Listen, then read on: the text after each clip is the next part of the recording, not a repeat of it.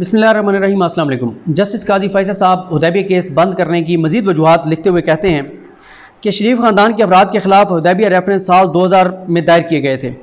शरीफ ख़ानदान के अफराद के ख़िलाफ़ दायरशुदा ये रेफरेंस 1992 या उससे भी पहले खोले गए मुबैना बेनामी फ़ॉरेन अकाउंट्स पर मबनी थे और ये इल्ज़ाम आयद किया गया था कि इन मुबैना बेनामी फ़ॉरेन अकाउंट्स के पैसों को रुपये में कन्वर्ट करने के बाद कंपनी हुदैबिया पेपर मिल्स में इन्वेस्ट किया गया था। यूँ ये मुबैना जुर्म 25 बरस पहले किया गया था। नैब की जानिब से कहा गया है कि 1229 दिनों से चशम पोशी की जाए, यानी जो टाइम बार्ड है जो मैं आपको तफसील से बता चुका हूँ कि 60 रोज़ में अपील दायर करनी थी, 1229 रोज़ ताख़ीर से जो हम कर रहे हैं उस पर चशम पोशी की जाए, उसको इग्नोर किया जाए और इतने दिनों से ताख़ीर से दायर करदा पिटीशन को मंजूर किया जाए।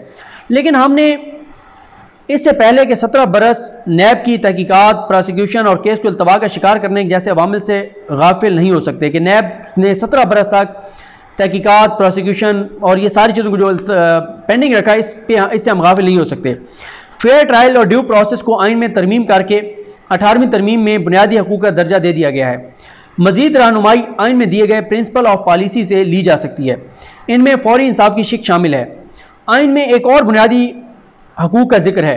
आइन के आर्टिकल 13 में कहा गया है कि एक जुर्म के लिए किसी को भी एक दफ़ा से ज़्यादा प्रोसिक्यूट नहीं किया जा सकता, ना ही एक बार से ज़्यादा सज़ा दी जा सकती है। आइन के आर्टिकल 4 के मुताबिक हर शहरी को यह हक हासिल है कि उसके साथ कानून के मुताबिक सलूक किया जाए और उसे कानून का तहफ़्फ़ुज़ हासिल होगा। आइन के आर्टिकल 4 के मुताबिक दिया गया यह हक ऐसा हक है जो किसी से भी छीना नहीं जा सकता।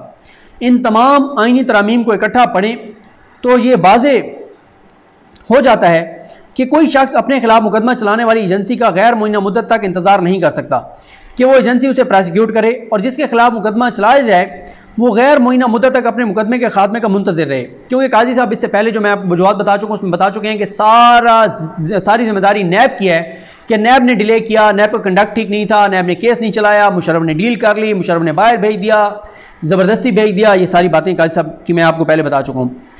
काजी साहब कहते हैं कि अगर इसकी इजाज़त दी जाए तो प्रोसिक्यूशन जुल्म की शक्ल इख्तियार कर लेता है और वो जुल्म मौत से भी बदतर है, वो जुल्म कत्ल से भी बदतर है। इंसाफ जल्दी होना चाहिए। इस पर काजी साहब लिखते हैं कि क्रिमिनल जस्टिस सिस्टम ये कहता है कि जिस शख्स पर इल्ज़ाम हो उसके केस में जितना जल्द हो इंसाफ किया जाए, ताहम अगर उसके खिलाफ जुर्म साबित हो तो उसे सजा दी जाए और अगर वो बेकसूर हो तो बरी हो जाए। रिस्पोंडेंट्स यानी शरीफ ख़ानदान के अफराद को ड्यू प्रोसेस से महरूम रखा गया। शरीफ ख़ानदान के अफराद को खुद बरी होने का हक नहीं दिया गया। फिर काजी साहब कहते हैं कि मनी लॉन्ड्रिंग को बाद में जुर्म बनाया गया।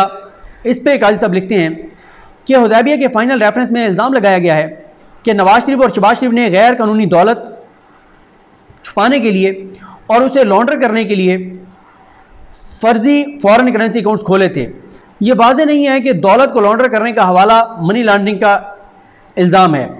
JIT रिपोर्ट में 1991-92 में की गई मनी लॉन्ड्रिंग का हवाला दिया गया है। ताहम मनी लॉन्ड्रिंग को पाकिस्तान में जुर्म तब बनाया गया जब 7 सितंबर 2007 को एंटी मनी लॉन्ड्रिंग ऑर्डिनेंस 2007 लाया गया। ना तो साल 1991-92 में और ना ही जब साल 2000 में हुदैबिया रेफरेंस फाइल किए गए थे मनी लॉन्ड्रिंग जुर्म के ज़ुमरे में आती थी। एक और पहलू भी काबिल गौर है। काजी साहब कहते हैं कि एंटी मनी लॉन्ड्रिंग ऑर्डिनेंस 2007 और एंटी मनी लॉन्ड्रिंग एक्ट 2010 में मनी लॉन्ड्रिंग की इस्लाह की तारीफ में कहा गया है कि मनी लॉन्ड्रिंग करप्शन की दौलत से होती है। ताहम नैब की जानिब से यह इल्ज़ाम आयद नहीं किया गया कि फ़ॉरेन करेंसी अकाउंट्स जो कि शरीफ ख़ानदान ने खोले थे उन अकाउंट्स में मौजूद पैसा करप्शन का पैसा था। इसके अलावा ये कि मनी लॉन्ड्रिंग का केस एहतसाब अदालत की बजाय सेशंस कोर्ट में चलाया जाता है। नैब ऑर्डिनेंस के तहत दायरशुदा रेफरेंस में जुर्म का जिक्र होना चाहिए। काजी साहब कहते हैं कि शरीफ ख़ानदान के खिलाफ दायरशुदा हुदैबिया रेफरेंस एक गुमनाम कंप्लेंट की बुनियाद पर दायर किया गया था। इस गुमनाम कंप्लेंट में हुदैबिया पेपर मिल्स कंपनी के साल 1998 की बैलेंस शीट का हवाला दिया गया था और इल्ज़ाम लगाया गया था कि हुदैबिया पेपर मिल्स कंपनी में 64 करोड़ 27 लाख रुपए मालियत की अनएक्सप्लेन्ड सरमायाकारी की गई है। शिकायत करने वाले ने मजीद इल्ज़ाम लगाया था कि फ़ॉरेन करेंसी अकाउंट से रकम निकलवा कर उसे रुपए में कन्वर्ट किया गया। बाद में इस पैसे को हुदैबिया पेपर मिल्स के अकाउंट में इंजेक्ट किया गया। ऐसा इसलिए किया गया क्योंकि कंपनी हुदैबिया के डायरेक्टर शरीफ ख़ानदान के अफराद के पास कानूनी तौर पर डिक्लेयर शुदा पैसे नहीं थे। इस हवाले से मैं आपको ये जो काजी साहब ने जो बात लिखी है इसके हवाले से मैं आपको पहली वीडियो में जिसमें मैंने आपको बताया था कि हुदैबिया केस है क्या, उसमें मैंने आपको सारी तफसील से बताया है कि ये मामला था क्या, क्यों शरीफ ख़ानदान ने किया था, कैसे ये सारा एक काम किया गया था। और फिर उसके बाद इसहाक डार का उसकी अगली वीडियो में जो मैंने आपको इतराफ़ी बयान बताया था उसमें भी ये सारी चीज़ें मैं आपको बता चुका हूँ। इसलिए जो आगे इसकी मज़ीद तफसील काजी साहब ने लिखी है उसके बहुत डिटेल में मैं नहीं जा रहा। काजी साहब कहते हैं कि हुदैबिया रेफरेंस में इस कंप्लेंट के इल्ज़ामात को दोहराया गया था और कहा गया था कि फॉरेन करेंसी अकाउंट्स और इन अकाउंट्स में मौजूद पैसा बेनामी था, इनमें से कुछ शरीफ ख़ानदान के अफराद की मलकियत था।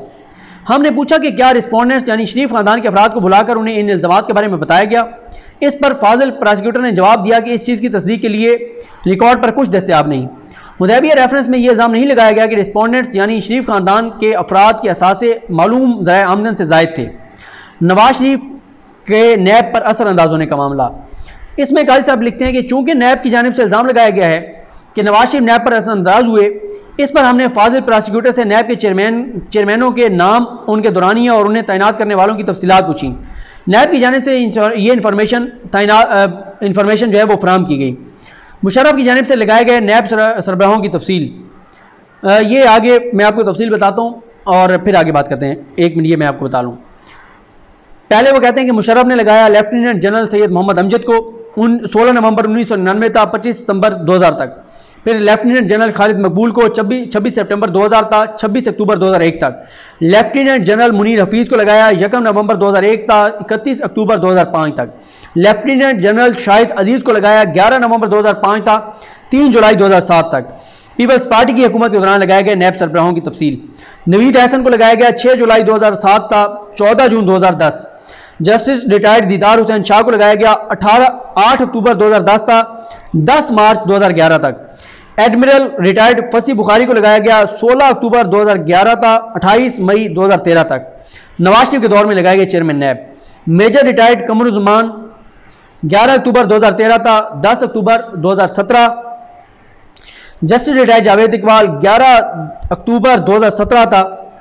ताहाल इसमें अगले जो इसके पॉइंट्स हैं कि काजी साहब ने ये उनसे क्यों उनसे इन चीज़ों के बारे में पूछा, इस पे तो हम बात करेंगे नेक्स्ट जो इसका सिलसिला है वीडियोस का उसी में।